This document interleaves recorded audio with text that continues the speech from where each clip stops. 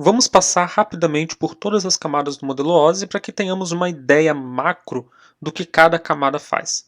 A camada de aplicação é a mais superior de todas as camadas e, por isso, é a camada que está mais próxima da aplicação final, ou seja, do software que o usuário usa para acessar a rede. Ela que fornece todos os serviços que os softwares precisam para acessar a rede. Por exemplo, os navegadores web precisam do protocolo HTTP para recuperar páginas em servidores web.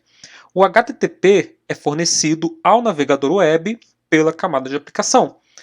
É muito importante que você entenda que a camada de aplicação fornece os serviços que as aplicações necessitam, mas não define a aplicação propriamente dita.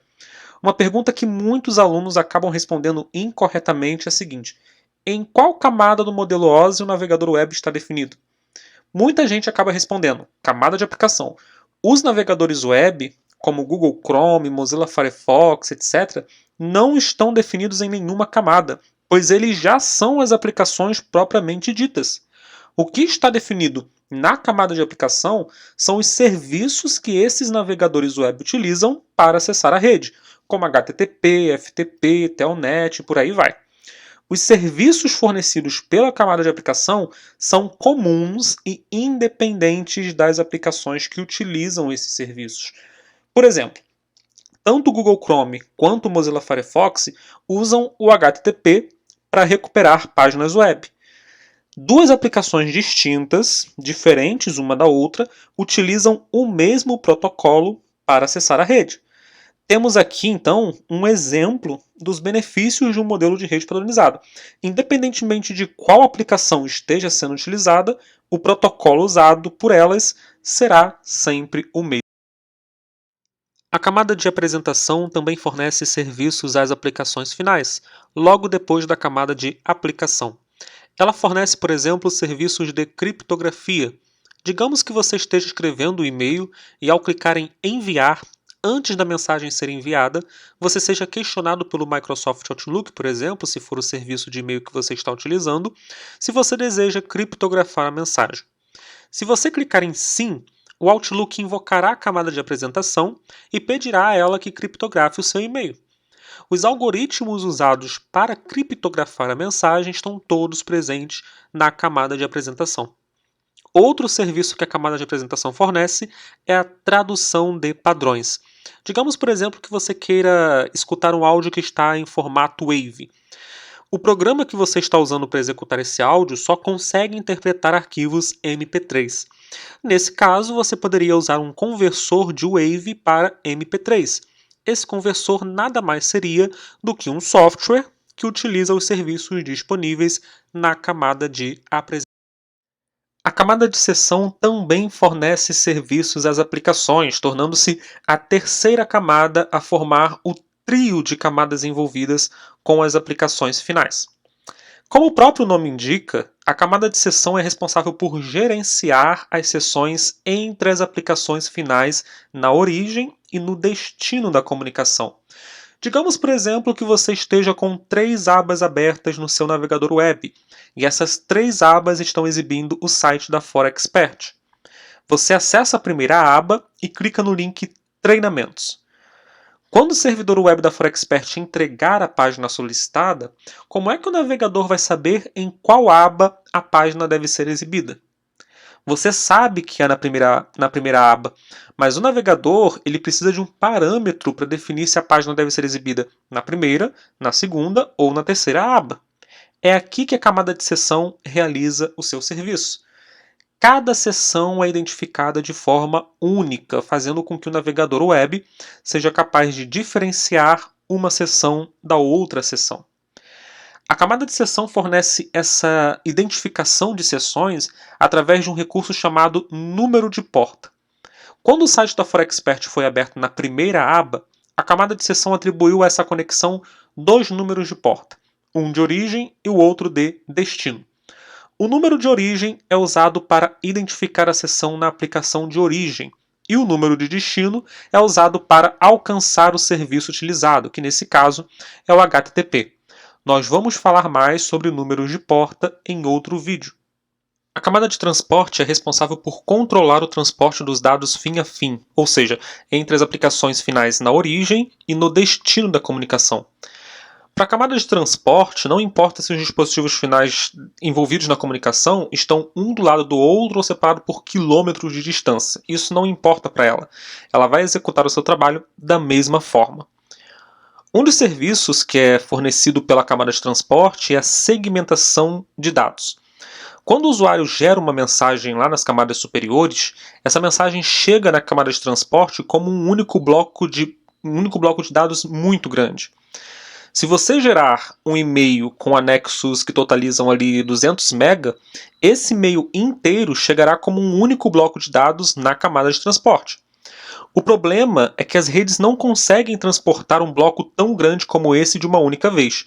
Justamente por causa disso, a camada de transporte executa a segmentação dos dados. Segmentação nada mais é do que pegar um bloco muito grande de dados e dividir esse bloco em pedaços menores. Cada um desses pedaços recebe o nome de segmento. Agora pare para pensar. A camada de transporte pegou um bloco gigantesco de dados e dividiu esse bloco em pedaços menores. É como se ela tivesse pegado um quebra-cabeça e desmontado todas as suas peças, deixando tudo embaralhado. Cada uma dessas peças será enviada separadamente através da rede, até que todas essas peças cheguem lá no destino. A grande questão é, como a camada de transporte lá no destino vai saber remontar esse quebra-cabeça? Como ela vai saber em qual posição cada peça deve ser colocada para que o grande bloco de dados seja remontado novamente? E de forma correta. Além da segmentação dos dados, a camada de transporte ela também precisa realizar o sequenciamento dos dados. Sequenciamento significa inserir um identificador único em cada segmento. Uma mensagem formada por 5 segmentos, por exemplo, vai ter 5 identificadores. Esses identificadores serão sequenciais, como se fosse de 1 a 5, daí o nome sequenciamento. Quando a mensagem chegar no destino, os segmentos poderão ser reordenados com base no identificador que foi inserido pela camada de transporte lá na origem. O segmento com sequência 1 vai ficar na primeira posição. O segmento com a sequência 2 vai ficar na segunda posição, e assim por diante, até que todos os segmentos sejam reordenados e o bloco de dados original seja remontado corretamente. Janelamento, buffering, controle de fluxo para prevenção de congestionamentos e por aí vai, são outros serviços fundamentais fornecidos pela camada de transporte. A gente vai falar sobre esses serviços em outro vídeo. E os dois protocolos característicos da camada de transporte são o TCP e o UDP. Para que a camada de transporte consiga transmitir os dados fim a fim entre as aplicações de origem e de destino, a camada de rede ela precisa prover o endereçamento lógico aos hosts. A palavra host é usada para identificar genericamente todos os dispositivos finais, computadores, laptops, smartphones, servidores e por aí vai. Todos os dispositivos finais que possuem suporte aos protocolos do modelo TCP/IP. O endereçamento lógico é um identificador numérico que é atribuído aos dispositivos.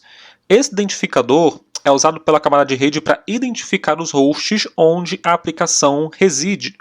Por exemplo, a camada de transporte na origem envia um segmento para a camada de rede. A camada de transporte confia que a camada de rede saberá entregar esse segmento para o destino correto. A camada de transporte ela não se preocupa com o host, ou seja, ela não vai se preocupar com a máquina propriamente dita onde a aplicação está instalada. Essa é a responsabilidade da camada de rede.